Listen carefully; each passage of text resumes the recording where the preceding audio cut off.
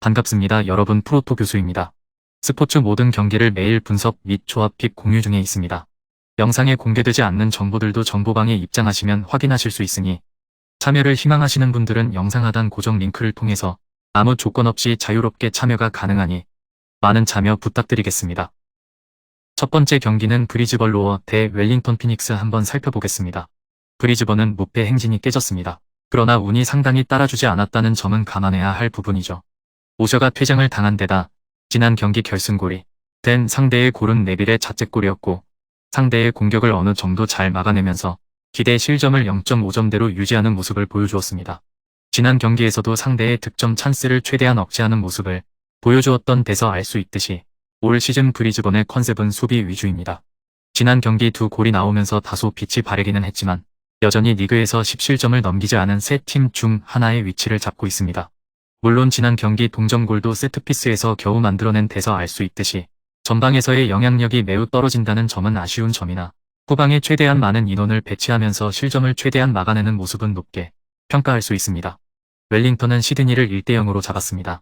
수비적인 단점이 있는 팀이라는 예상과 다르게 무실점으로 경기를 마감했는데 사실 경기력으로 보면 아주 수비가 안정적이라고 보기는 어려운 상황입니다. 지난 경기에서 시드니의 기대 득점은 2골이 넘었는데 결국 지난 경기 무실점을 기록한 것은 기복이 꽤 심한 시드니의 득점력이 영향을 많이 미쳤다고 볼 수밖에 없습니다. 상대 공격수인 르폰드레가 페널티킥을 2개나 놓쳐주지 못했더라면 무실점 기록과 함께 승점 3점도 날아갔을 위기였죠. 팀의 공격력이 상당히 좋은 편이라 실점이 나와도 자와다가 주축인 공격력으로 커버할 수 있는 능력 자체는 갖춘 팀이지만 상대의 수비가 상당히 좋다는 점을 감안하면 실점 하나하나가 치명적인 결과를 가져올 수 있습니다. 웰링턴이 지난 경기에서 무실점을 기록하면서 승리를 거두기는 했지만 상대 공격수가 페널티킥을 2개나 놓쳐주었고 기대 실점도 2골이 넘었습니다. 물론 브리즈번도 공격력을 거의 발휘하지 못하고 있는 상황임에는 분명하나 수비적인 성과에서 브리즈번이 앞서고 있음을 고려하면 실점 하나하나가 웰링턴에게 치명적입니다. 브리즈번의 우세가 예상됩니다.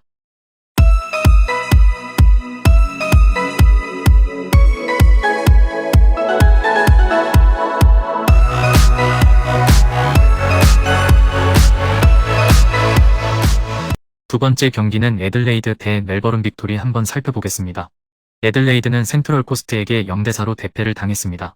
원정에서 늘 실점 억제에 애를 먹는 약점을 그대로 드러냈고 올 시즌 리그에서 가장 많이 골을 넣고 있는 센트럴 코스트의 공격력을 억제하기에는 여러모로 무리일 수밖에 없었습니다. 그래도 홈에서는 4경기 2실점으로 어드밴티지를 상당히 많이 얻고 있는 상황이라 어느 정도 경기력적인 회복을 기대해 볼 수는 있게 되었죠. 올 시즌 하위권 팀을 상대로는 꽤 좋은 성과를 냈다는 점을 주목해 볼 필요가 있습니다. 올 시즌 거둔 4번의 승리가 모두 10위 이하의 하위권 팀을 상대로 기록했기 때문입니다. 전반적으로 자신들이 주도하는 경기 스타일을 만들어 공격적인 성과를 극대화시키려는 특성을 가지고 있는데 중앙 싸움에서 우위를 점할 수 있는 하위 전력을 상대로는 해당 플랜이 잘 먹힐 수 있는 환경이기는 합니다. 멜버른 빅토리가 수비적으로 나설 경우에는 꽤 안정적인 모습을 보여주는 경우가 많기는 하지만 마지막 대결에서 3대0으로 대승을 거두었다는 점도 자신감을 불어넣어 줄 수 있는 요소가 될 것입니다. 멜버른 빅토리는 공격력 난조로 인해 고민이 깊은 상황입니다. 중앙 싸움에서 밀리지는 않으면서 어느 정도 실점 억제력을 보여주고 있는 경기가 있기는 하지만 중앙에서의 높은 점유율을 골로 연결시켜 줄 선수들이 모두 부진하고 있다는 점이 아쉬운 대목이라고 할 수 있을 것입니다. 결국 다고스티노와 포르나롤리가 모두 부진하고 있는 상황이라는 점이 뼈아픈 상황입니다. 수비적으로 강점이 있는 팀을 상대로는 득점력을 선보이기가 더 어려울 것입니다. 지난 경기에서 후방의 안정감이 상당한 브리즈번에게 0대1로 패했는데 점유율 싸움에서는 앞섰음에도 기대 득점은 1골에 미치지 못했다. 박스 안으로의 진입과 슈팅 생성 자체를 어려워하는 모습이었는데 애들레이드가 홈에서는 수비적인 성과가 뚜렷함을 감안하면 이번 경기에서도 득점력 변화가 극적으로 이어질 가능성은 높지 않습니다. 애들레이드의 우세가 예상됩니다. 올 시즌 하위 전력을 상대로는 전적이 좋기도 했거니와 멜버른 빅토리의 공격력이 올 시즌 상당히 떨어진 모습을 보여주고 있죠.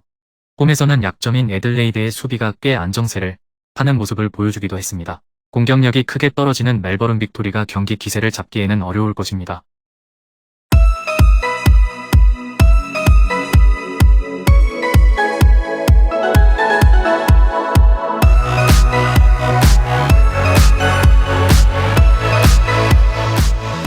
마지막 세 번째 경기는 퍼스글로리 대 시드니 FC 한번 살펴보겠습니다.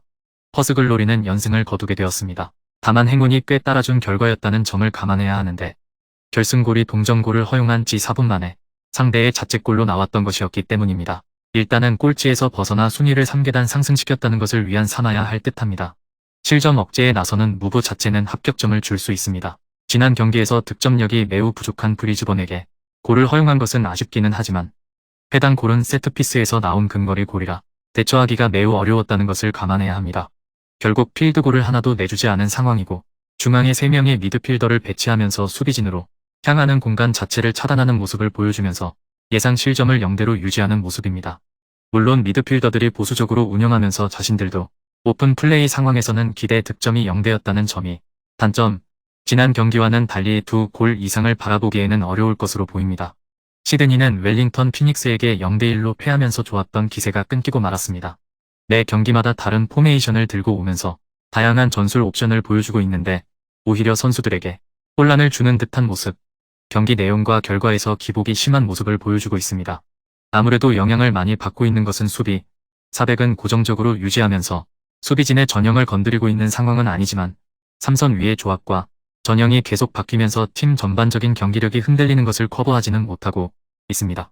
다만 역습을 주무기로 하는 공격력이 꽤 날카로운 모습을 보여주고 있다는 점은 장점, 특히 상대가 다소 공격적으로 나서는 원정에서 효과를 잘 보고 있는데 높은 라인을 공략하는 능력 자체는 가지고 있다고 볼 수 있습니다. 다만 라인을 내리고 상대가 공간을 최대한 주지 않는 플랜으로 전환한 퍼스글로리의 수비벽을 쉽게 공략할 수 있는 상황인지는 미지수입니다. 시드니도 역습 상황에서의 성과가 있기는 하지만 득점력에서 꾸준함을 보장할 수 있는 팀은 아니기에 저득점 경기 양상을 고려해 볼 만한 매치로 보여집니다. 금일 경기들은 이렇게 알아보았습니다. 좀 더 다양하고 많은 정보를 원하시는 분들은 영상 하단 댓글에 링크 클릭 후 문의하시면 아무런 조건 없이 정보방 입장 가능하니 입장하셔서 정보 받아보시길 바라겠습니다. 그리고 영상에서 리뷰하지 않은 디테일한 정보와 조합픽은 매일 교수 정보방에서 공유하고 있으니 꼭 참여해보시길 권장드리며 이번 영상은 여기까지 하겠습니다. 시청해주셔서 감사드리며 늘 여러분들의 건승을 기원합니다. 감사합니다.